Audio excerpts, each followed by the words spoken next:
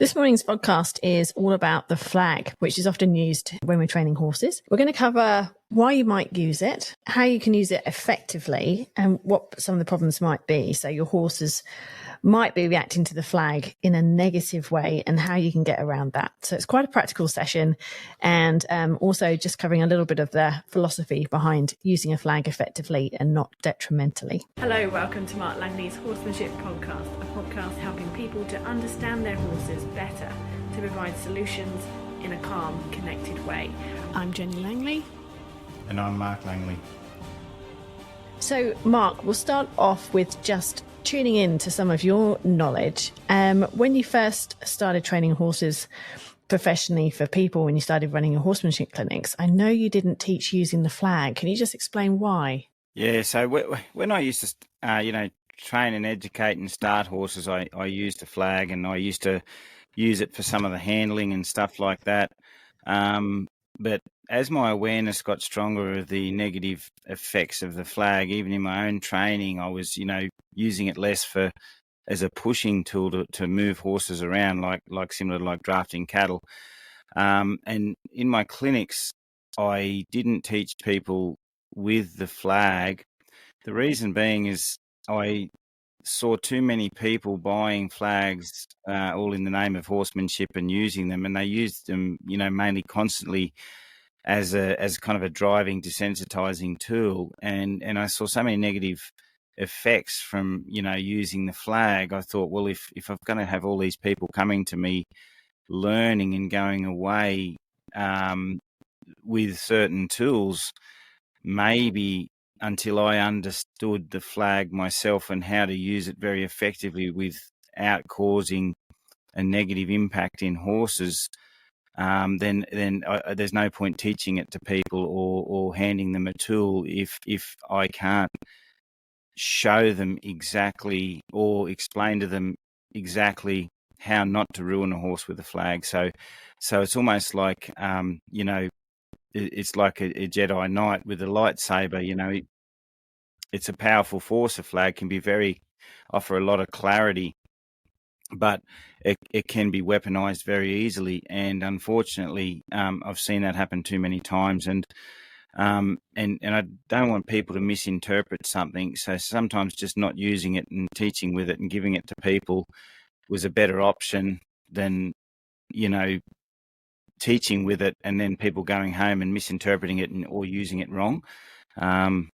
So yeah, that's why I probably tended not to use it in my clinics and training other people, because I just didn't want them all going home with flags and not really taking on the idea properly of how to use it.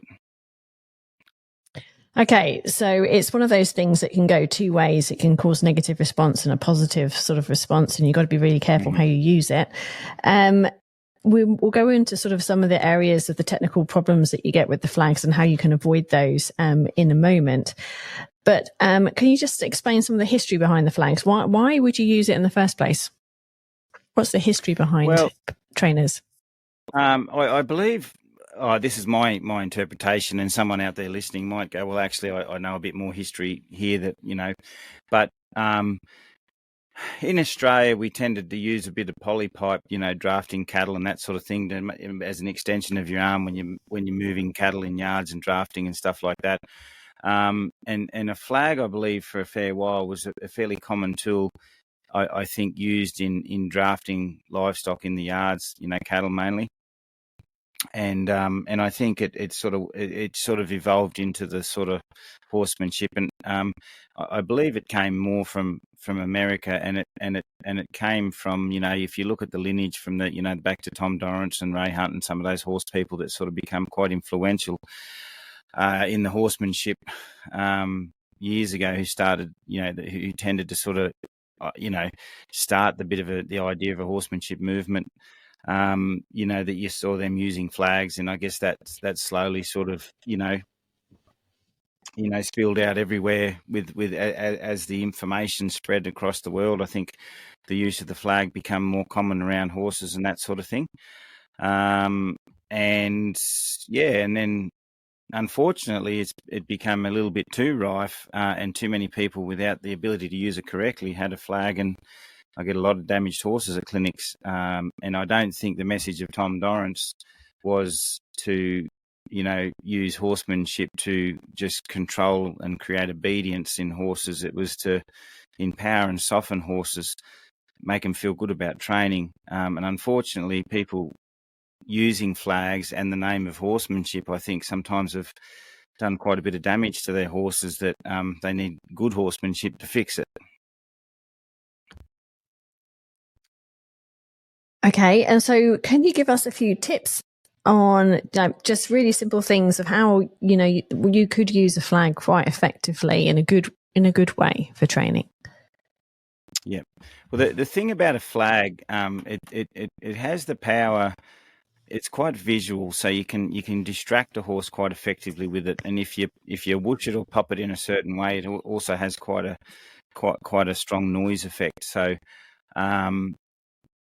and you can use the flag as a boundary. You can place your arm out and create a boundary out in front of a horse or something to sort of block an avenue or something like that.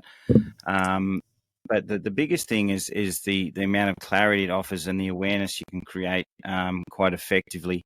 The other really benefit of a flag, I find, is I can stand really still, really calm, and do something quite effective with a flag to get awareness. But I've stayed nice and calm and neutral in myself.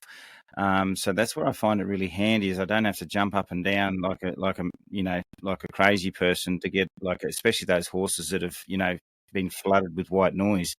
They don't really notice anything that you do, and then you don't want to be jumping up and down crazy all the time trying to get your horse's attention or something like that. So by doing something very quick and effective with a flag, you can gain their attention very quickly. There's a saying I used to have, but a flag is not there. We don't use a flag to get a horse to move away from a flag. We use the flag to encourage them to move towards their thoughts. And I think that's where people, there's two crossroads, I think, and a common thing that you see people doing is they're getting the horse to move away from a flag, and it's so easy to fall in the trap of using the flag as a crutch just to move the horse around, because it's such a visual thing and you can just push them around really easy, get them moving and stuff like that. But that overuse of that technique ends up people falling to the trap of the revolving door of drive and draw, where they're driving the horse out with the flag, and then the horses move away from pressure, looking for where the pressure's coming from. Whereas when you use a flag effectively, you sort of gain a horse's attention, so you can direct their thoughts. You can even direct their thoughts away from the flag, but you have to be very specific, and you have to have quite a bit of feel when you use it correctly in that context. But if you go down the easy way, you'll get easy, quick responses, but long-term negative effect far outweighs taking a bit more time and being much more thoughtful about the flag. I loved what you said earlier about just making sure that the horse was you were gaining its thoughts, not pushing its thoughts away using the flag. That's fundamentally the big sort of line, isn't it? That you don't cross that. Well, you can make sure you don't cross that. You're directing their thoughts away.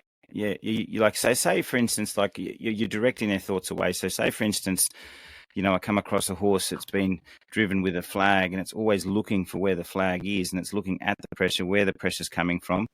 Those horses, I'll use the flag and I'll stay there, and I won't let them just move away from the flag. I'll wait and I'll use the flag until they actually look away and search. And then all of a sudden they breathe and feel better, because the flag becomes an opportunity, whereas previously it was a threat. Ideally we want them to just look through the feel of a rope and go over there. But for the horses that have been over-focused on a flag, then I have to use that tool of trauma to change the way they feel about it, so people can still have a flag around them and not have them constantly going, oh no, there's a flag, that person's got a flag, they're going to chase me. So but yeah, it's gaining their awareness so you can direct their thoughts, not just move them because they're dull. So you become the alpha one. Okay. All right. I want to explore some of the areas that people are struggling to use the flag. So these are people who are following your techniques and philosophy, and they have different horses who react in different ways to the flag unsuccessfully. And I just want to sort of use your knowledge just to guide, offer some help so that they can go through, get beyond what the stage that they're at. And I think that will also just help unravel a little bit more detail about how the flag works effectively for everyone listening as well. So I've got Deborah in New Zealand, who has a 4-year-old gypsy cob who she's just bought. And when she's describing him, one of the sort of problems that she's realizing is that he was started under saddle as a 3-year-old using flag pressure, driving facing up. And now she's finding that he doesn't respect the bubble. It takes a lot of pressure to move him out of his space, and then he tries to bite. So can you just sort of shed some light on that, why those sorts of things all put together in the same sentence can sort of be a red flag for some quite serious problems that she's now finding? Can you just explain that, why their negative connotation is there? Yeah, well, firstly, I think the thing we've got to think about, and I say this to everybody when they got a young horse that they've bred themselves and they're going to get started, is gypsy cobs. You know, you get different variations of them, but there is quite a lot of gypsies can be quite calm. You know, just one of those cold blood horses that sometimes doesn't always present a lot of desire and things like that. And I feel sorry for those horses quite a bit. You know, we all feel sorry for the Arab that's running around, you know, head up in the air, really frightened. But the cold blood horses that are quite calm and quite, you know, they can feel dull and sometimes not aware and things like that. And those horses can sort of internalize quite a bit though, which is the dangerous thing. But when they get sent to trainers, because they mightn't have that natural free flowing energy that a thoroughbred or Arab might have, if the trainer uses a flag to push them, they're the ones that get driven harder. So the person gets bigger and drives them harder to get them to start to get frightened enough to move and get forward impulsion. So once they finish their training, because they didn't have that natural flow and it was forced into them by driving pressure, they end up more traumatized and with more, you know, like with this one, it sounds like anger issues, you know, all these other things coming out because people had to bully him more to get a response. So it's the poor cold bloods without a lot of motivation that end up sort of, you know, more hard done by in the long run because it took more pressure to get them going. So, and that's what sounds like what's happened. The horse has been pushed. And the funny thing, and this is the kind of, it's kind of like a reverse thing that happens. You pick up your energy, you push into your horse, you get it to go, and then you wonder later on why the horse is pushy. And it's like monkey see, monkey do. And those. Yes, can I interrupt you there? Yeah. Because Deborah has said that his temperament is good, but he doesn't respect the bubble. It takes a lot of pressure to move him out of her space. And then he tries to bite. He likes to take hold of and chew on the lead rope. So these are some of the issues that she's having with him. It's really difficult to get him to follow a feel. So yeah, continue, because I just wanted to just put that one in so people could see the whole picture. Yeah. So basically, maybe the trainer, you know, it's always the trainer or the person who takes on the horse who's the so-called professional that makes that horse kind of nervous and respectful, and the horse wouldn't have done it possibly with the trainer. But when the owner gets the horse back and doesn't have that higher level of, I guess, the trainer, usually sometimes they're more scared of the trainer. So when they go back to the owner, because the trainer's had such a fair bit of pressure to motivate that horse, it's taken a lot of pressure to motivate it. Then the kind of the medium temperamented owner who's probably a bit softer, not as maybe firm and clear in certain areas, they don't present the same pressure. So because it took so much pressure to motivate the horse in the first place, it kind of happens that the person tries to put a lot of pressure on, but the horse remembers what a lot of pressure was, and then they realise that, oh well, I can cope with that pressure now, and they become more pushy because of the extra pressure to motivate them. When the medium owner gets the horse, they notice that, and then they just become pushy, and that all that push that was pushed onto the horse comes back to the person, and that lack of motivation, because the horse never actually really followed a soft feel. It just got bullied. And if you're not the scary bully, well all that negative effect of bullying comes back to you. So and because the sourness, the angriness in the horse, it comes from the bad feeling of not going towards his thoughts, not having a say in the situation, just getting pushed around like a horse has been picked on in a herd, go away, go away, go away sort of thing. So the old saying, if you push your horse away, they will soon know where you want them. It really comes back and nips us in the butt, because the horse feels like it was pushed down the pecking order. So that feeling that gypsy's got around you is because of that sort of negative herd psychology effect of being pushed down the pecking order sort of thing. And any horses that I've seen in a herd that are at the bottom of the pecking order, they can be quite troubled, angry horses around people, and they're usually the ones that sometimes, when a new horse comes into a herd, they can look like the worst one to the new horse. So that's what's happening to that horse, and that's why they lose that soft desire to search and that friendliness. So it all disappears. And that's all from that pushing, bullying effect of the combination of driving and then using the facing up and the flag pressure and using the wrong way. Okay, that's starting to make sense. So the pushing away makes them sort of in return, when they're a little bit more confident, or perhaps you're a little bit less confident, they'll push on you. So how does she reverse that then, using the flag to get his attention and to sort of raise awareness, but not in a negative way?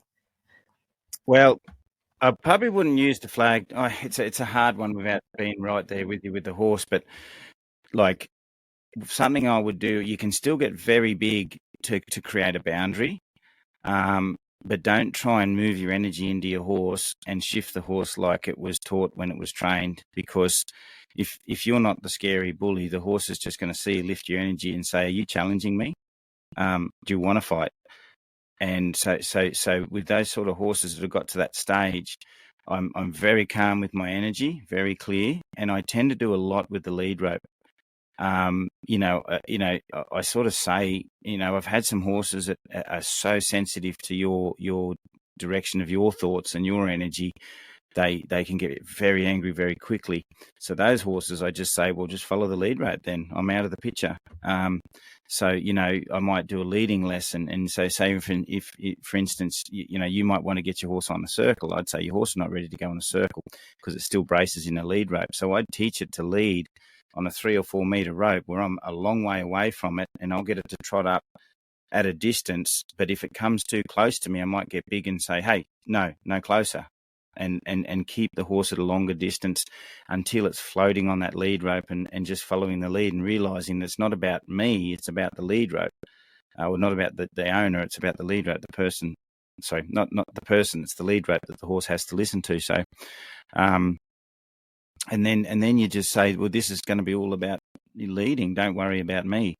And I know that sounds a bit sort of funny when you say, horsemanship's about our connection and our relationship with our horse and all this sort of stuff. And it's like, well, no, it is partly about that, but it's about that, the horse's relationship with the guiding pressure that comes through the feel of a lead rope or a rein.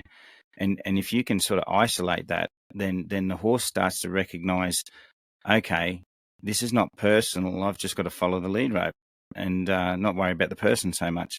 So any horse that has had negative effects of driving pressure, I just make it simple, like follow a lead rope, and keep my energy calm. If I have to firm up in lead rope, I will. If I have to bang a flag sometimes to create awareness, if they don't see me, I will.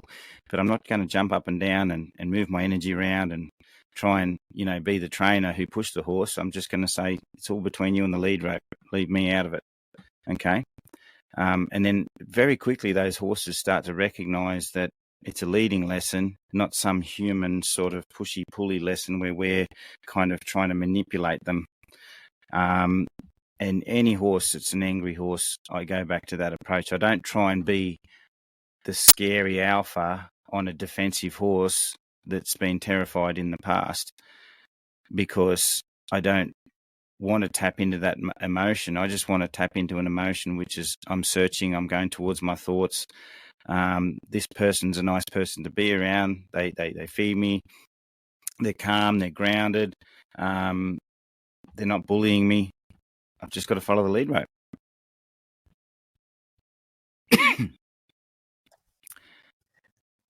We're going to move on to the next question from Zenj from Hungary. And he's got a question about getting his horse's attention or how to move its focus when you have a horse that doesn't care about the flag or clapping all bags or even big energy bursts. What he's finding is his horse is just standing there with a totally empty stare. And he's wondering, what would you do other than flapping the flag to get big? He has tried using the lead rope to take away his over-focused frozen mind from something, but he's finding that the following the feel is just still not available. So he's having a hard time to teach follow the feel without the flag. And he's just wondering if you've got any tips on horses like that. Yeah, that horse, I think, when I was reading the question myself, really presents as a really shut down horse that just zones out to everything, and I think there's the eye in that horse, through a bit of the explanation I noticed, was a very dull, dead eye that's just kind of, just a turtle inside a shell sort of thing.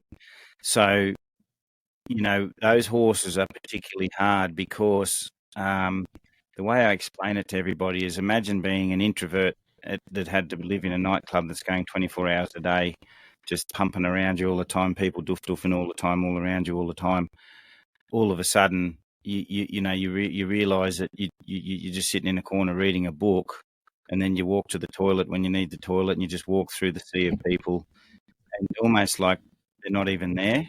So basically, everything disappears, and you're just in this world of white noise around you that doesn't really, that you don't really pay attention to.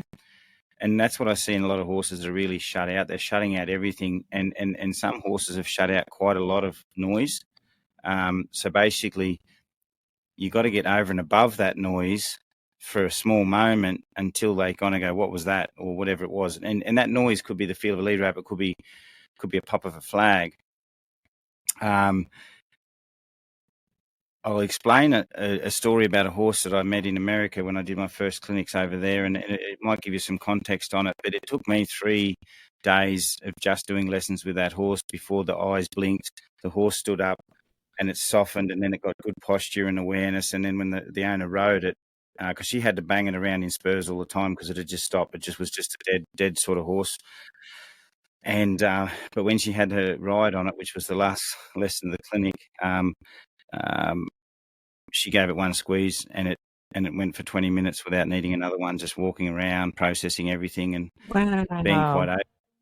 But for the people there, it was an exorcism. That's almost what it was. It felt like you're doing an exorcism on the horse, because you're trying to tap in to the system again, and get a pulse happening again, like get the receptors firing and the sensors opening up again, because they just close up over years and years, and it's just like there's like a wall around the horses. So what you're saying about popping the flag and it's not effective, this is not effective. Well, nothing I did was effective on that horse. I'd shake a flag, but it'd been so desensitized with the flag that I couldn't nearly pop it hard enough to get a response out of the horse. Sometimes I've gone to sort of sneaking up and just putting the flag in funny little spots that sort of suddenly is random, and see if I can get a pulse out of the horse. Like I might just put it above its ears and give it a quick shake, or and that might just get a response. But what I did with this particular horse, and I'll give you a bit of a context. I can't give you the exact answer and say do this, because I had to go through a bunch of different ideas to get into the horse. Now, some people will say, if you just wait and work on connection and eventually let that horse come out, that you might get a horse that starts to come out and open up, and that can happen over a long time. But what happens is, under work pressure, if you don't get them opened up under pressure, as in, riding pressures, or traveling on, getting onto a horse float or whatever, then all of a sudden that pressure becomes a trigger to close down again. So all that soft connection work that you've done in the paddock and listening to them and stuff can sometimes go out the window when we add pressure, because then the horse, it's like a trigger to go back into their shell. So I believe you have to have a two-way approach. Is be a thoughtful person that waits on them a little bit and doesn't just flood. They would have got flooded, not listened to when they were young, and there were certain times when they were getting caught that the person didn't worry about how they felt, so the horse ends up bottling up and shutting down. So all that stuff in the long term has to be worked on. But to get this horse out of its shell and get a response to pressure, I went through a series of things. I tried the flag for a little bit. I don't think the flag was as effective as I thought it might be or wanted it to be. So I said, well, I'm not going to use the flag. I put a belly rope on the horse. Belly ropes are an interesting one. And I went back, not right to the flank, but a bit halfway up the belly, and I'd give it a shock with the belly rope. And then it'd go, I'm not used to that. That's different. And then you'd see a bit of a response. So I did a little bit of belly rope leading, which was a kind of a completely different area to contact that horse that it wasn't used to. Got a medium response out of that, where I started to see a bit of a change starting to happen. But then the horse still didn't have perpetual motion and flow. So I went to some long reining, and long reining, was a bit of a struggle for this horse, because in the long reins and the soft halter, I could put it in binds and put it a little bit kind of in different positions, and those positions made it uncomfortable, a bit unsure, and then it had to start to find its way, and all of a sudden it was like, oh, I'm not used to that. So a combination of the belly roping and the long reining for this particular horse, suddenly, after a back up in the long rein, then all of a sudden, bing, bing, the airways opened up, the eyes opened up, the horse stood up and went, oh, I'm alive. Once it was alive, it stayed alive. So then when we worked it, it just floated. It just floated and searched and sniffed the ground and, processed the environment it was in. But I pretty well made it reasonably uncomfortable enough to go, I need to do something. I don't know what to do. And just a little bit of more information on that horse. That particular horse, the owner who had the horse, her friend told me that just before this owner got the horse, another person was riding the horse. And I can't remember if it was a jump or an obstacle, but it went over. And I think I might have mentioned this horse on a podcast sometime before, but it went over an obstacle and tripped. And then because it tripped with the rider on top of it and went down to, just fell down onto the ground, it just stayed there and just started eating grass. He'd just eaten the grass beside it, didn't even want to get up, didn't even get stressed enough to go, well, what happened? I better get up and fix this. It just ate grass and didn't even try to do anything about it. And so that's how dull it was. But the interesting thing is that horse would hook on to another horse quietly, and they wouldn't know which horse was really hooking on to because it was so dull. But in its mind, it had this other horse in its mind. And if that horse left the arena, then all of a sudden it'd just go into this panicky, hot, and the owner couldn't help it at all. So she spent most of the time with this horse not being able to motivate it. Then every now and again it'd just go boom and come out of its shell. But by opening it up, it came out of its shell and was telling the owner exactly where it wanted to be, what horse it was probably interested in, the gate that was closest to the area of the arena that was frightened of. So she could work on that in real time, not have this delayed reaction when a horse suddenly disappears out of sight.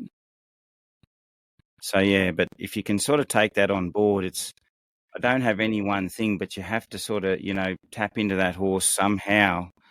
And as I say, it could be through some leading techniques, through a quick bump on the lead to just say that they didn't expect.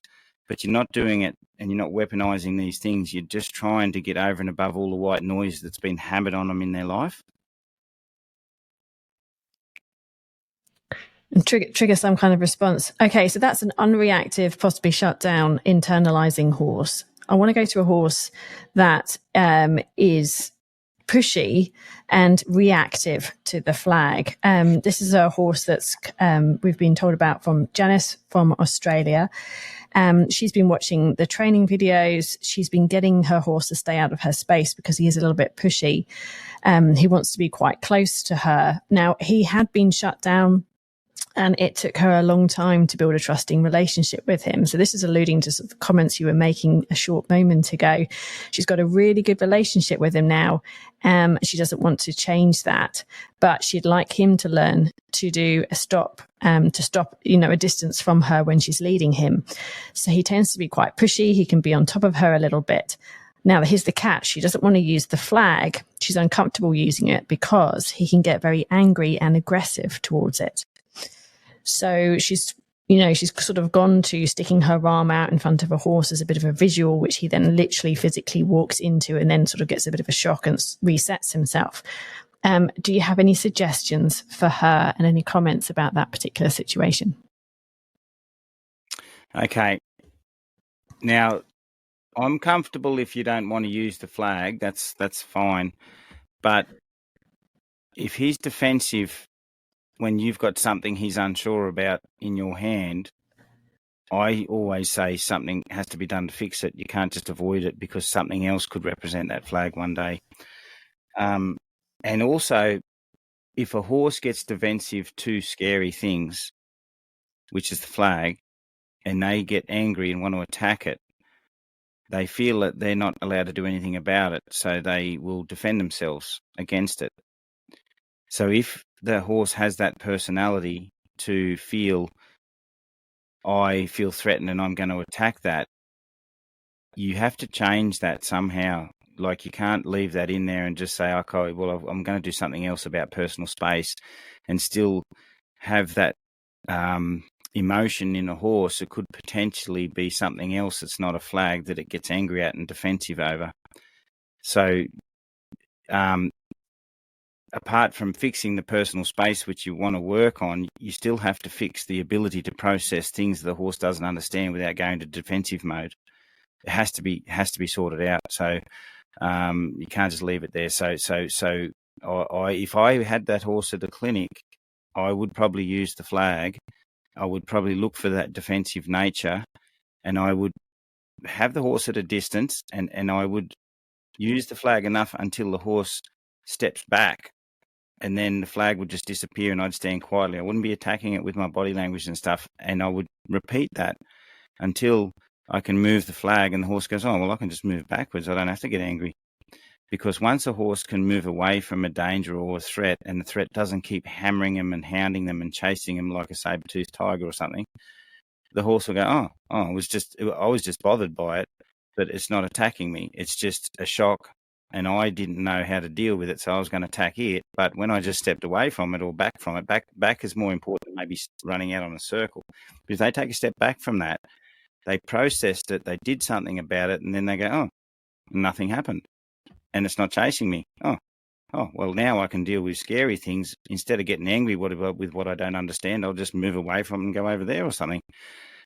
So then you turn the way they think about it into I'll just remove myself a little bit from that than get angry, worried, and defensive. And then what that does is that's what helps their proprioception. Their ability to use proprioception properly, as in they see something, they have a feeling, and then they just move accordingly. Just like a horse flicks a fly off that lands on it, that flies right there, it flicks it off, and then another one lands and it flicks it off with its little flicker of its skin. And it's the same with scary objects. Oh, there's a scary object. There's a snake. I'm just going to step away from that snake. I'm not just going to bolt 5 kilometers away just because I saw a snake. Or I'm not going to attack the snake and get bitten. I'm just going to move over here and job done. Okay.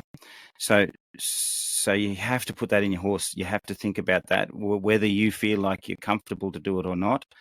Somehow you need to change that defensiveness. if you don't want to do it straight away when you're just working on personal space, that's fine. But the ability for a horse to back up smoothly is what allows them to find personal space. So if they don't have a very good backup visually from things in front of them, and they get defensive and go, oh, I can't back up, I'm going to stiffen up my hindquarter and push forward, then they don't have the ability to back away from you in a hurry when you have to go, holy cow, there's a snake there and I'm just going to backpedal a little bit. And they go, okay, I'm going to backpedal with you. If they can't backpedal with you and you backpedal, they're going to smash into you, okay? So yeah, you have to loosen the idea of backing up in them somehow visually. But working on personal space for horses that get a bit confused and you don't want to always be like a visual liberty thing, I use a rope and a long rope. So I might put them in an arena where there's not a lot of desire that they want to run across a paddock or something like that. And I'll put them out on the end of a long rope. And if they start to move into me, I'll put a bump in the rope and say, you know, it's like hotter, colder. It gets a bit hotter when they get closer. They'll feel a bump in the rope. And then when they stop, the rope will go quiet. And then they realize, oh, I'm controlling the pressure. So the horse starts to control the pressure on their head. So if they start to walk into you, to come up to you, you create a feel in that rope that they go, oh, I don't really want to keep walking into that. So I'm going to stop and step back a little bit. And then I teach them to walk with me at a distance, or walk with the rope at a distance. So it might be a 4 meters of rope, and they stay at 4 meters. If they step any closer, I say, no, not available.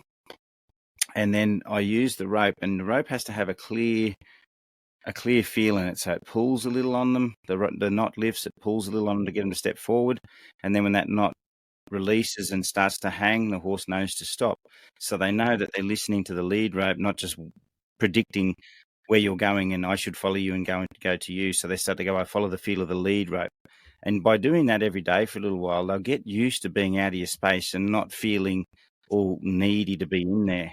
And the best thing about, because you've worked on connection, by the sounds of it, you've done a good job of changing that horse into a better, more trusting horse of you and have a better connection. But you can't let connection with you be a coping mechanism for the horse. So some horses connect to their owner and get really close and follow them so they can avoid scary environments, and they hide away and just follow the owner, say, oh, you'll make it right for me. Whereas if you get them to walk at 4 meters away from you, they not only have to process you, the lead rope, but it gives them enough room that they have to process the environment that they're in, not just let you not just connect with you and just avoid it and kind of hide away as they follow you.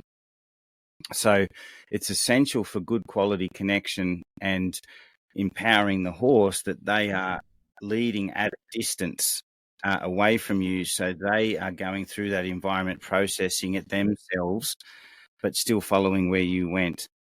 So that's why leading at a distance is a really good lesson for all horses that are insecure and relying on connection to sort of be their little sort of dummy sort of thing. So yeah, if you can get that on the rope, that's good. But as I said at the start, you really have to, change that defensive mechanism in the horse. Last question for today, Mark, is from Adele from the UK. Now, she's been using the flag a little bit with her horse as well, and has got to a situation where she doesn't feel like it's going to be appropriate. So I wanted to include her question now in this session. She says her horse has sort of got a bit of an ADD type brain. You've seen a video of him before, and you said that he seems to lack awareness of people and he sees people as white noise. So she's been getting a lot louder about her personal space. He's been doing really well, making space for her. And he's now sort of aware of where she is. But she's finding that sometimes on some days he is mentally bouncing everywhere. For example, he will bite the head collar when she puts it on him and when she pulls his rug down. Tends to do it in the stable in the morning before she turns him out. And she's finding that at this point that the flag isn't very effective. He ignores it. And then so she takes him out of the stable for a short walk. She'll ask him questions by starting and stopping. He'll stand a lot calmer. But she's wondering how she can consistently calm his ADD brain and help his biting reaction to the head collar. She's actually quite thrilled as well because he no longer nips her. So, under your guidance, she's making this wonderful progress, but she just needs to go that little bit further. Any comments on this sort of erratic, very fast, twitchy sort of behavior that he's showing first thing in the morning?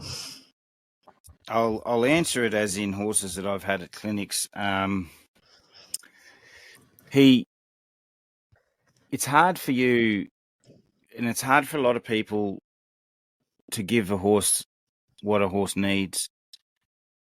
Over here, our place, we've got enough ground that horses run in herds, and they're happy in the night, they're happy in the day, sort of thing, when they've got their own time.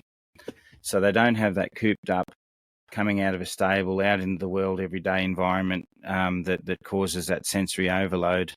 And then also there could be the stress of being cooped up overnight that's building up, the worry cup's building all the time. And then the horse comes out and it's kind of like an unload. It's almost like if anyone's had kids that go to school, and for some sensory kids, that's a long time with a lot of stuff going on at school, and they get, there's a whole bunch of things. There's all the dynamics of other kids, and then there's the learning and the sitting down at a desk for so long, and when they come home, they kind of have a tantrum because of that build up of the whole day at school. And then if you see those kids on holidays, they become happy, balanced sort of kids because they're not going to school for how many hours a day and having to tolerate all that and then come home and unload. I'm not saying stop sending your kids to school. I'm just saying it's just something that I'm sure a lot of parents have dealt with. And I think with horses, it's the same thing. They like a horse, like the bottom of the pecking order horse that has all these hours of getting picked on by other horses because it's just not right for that herd or whatever the reason. It comes and presents to a person like the kid coming home having a tantrum, all that building of anxiety. So that's kind of, I think, what's happening in the stable. That's the reason. And I can't help you with an educational answer to fix that part of it. All I can help you do is go, well, what can you do in that horse's life, whether it's stables with a certain buddy, whatever, and change something in its life that doesn't have that lock up, let out, sort of thing happening, so it feels a little bit better through the night. And that will be part of the process, because we've got to look at a holistic way, not just pop a flag, get the horse's awareness, show it a certain level of responsibility. We have to sort of recognize what's troubling the horse and see if we can sort of alter that as well. So I'd really look at how you can alter that. Is there ways you can alter that horse's, nighttime, daytime life, just to make it a little less of a build up of stress? But with a horse like that, in the educational side of it, I'd say I had a horse at a clinic just a while ago, and it had an ADD sort of brain, and it was a young horse. It wasn't sort of it wasn't like the ADD racehorse that's been cooked. It was young and very impulsive, very curious. So curious is good, but curious with anxiety becomes very impulsive. ADD, can't stand still. What's that? Got to get there. Who's, what? Everything going on all the time. And I said to the owner, I said, listen, all I'm going to work on and all I want you to work on is a work mindset. Don't educate the horse and start it under saddle until it has a work mindset, because it will be a horse that's very easy to cook and constantly be battling with year after year. So the old saying, I don't know if it's an old saying, it's a saying I say anyway, but it's do a little and expect a lot. Don't do a lot and expect a little. Okay. Very, very important saying for these type of horses.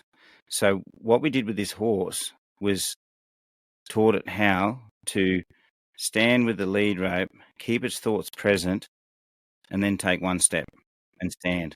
And I think we did that just about for the whole clinic, except we had another few takes on it. And it was to teach this horse that you can't just have an impulsive brain that you do what you think as you think it every single moment, until you could see the processing speed of the horse slow down and the horse started to breathe and center and say, oh, this is all I have to do, is it? Oh, well, this is easy. We're all resting here. The herd's resting here. And if you work on that, and I've seen people work on this every day for a little while, and just when they're with their horses, work on this until the horse takes over that responsibility and starts to become part of them, so that it becomes their new neuro pathway. That's the way I am. And you can achieve it, but if you teach them how to do this and teach them how to accept that and teach them how to go out in a circle while they're still bouncing around in their mind, then you'll be constantly micromanaging them and their ADD and bouncy thoughts all the time. So Ranger's Apprentice, don't practice till you get it right, practice till you don't get it wrong. And a horse just at this clinic that I've just finished yesterday, I said the same thing. You should be able to walk with that horse just with you and not have to do anything to manage it. It should manage itself. Don't go too far until you can walk across the paddock and not have to turn around and manage your horse. And focus on that one lesson until the horse is doing it for you and you're not looking over your shoulder. The whole reason we teach somebody something is so we don't have to manage them all the time. That's why people do degrees. That's why people do apprenticeships, so they can do the job without the boss coming in and saying, oh, you did that wrong. Okay. So simplify the lesson of being present and centered, and do that until you don't have to manage it, and then start to show your horse other things and do other things with it. You have to go back to some bare bone basics with certain horses and get them so they do it for you, not you're doing it for them. That was amazing, Mark. We'll leave it there for today. That was a huge amount of information that you've been able to provide some quite in-depth answers to those questions. So thank you very much. Thanks to all of our members for sending those questions through. It's really, really great to get them from you every week. We will talk to you again. We'll be back next week. Thank you. Thanks, everybody. Thanks, Jenny. If you enjoyed this podcast, please like it, share it, or send us a comment. It all helps in reaching new ears and helping more horses. And if making a change in your horse appeals to you, Mark offers his direct support and a diverse learning platform. Head to marklangley.com.au and grab your 7-day free trial.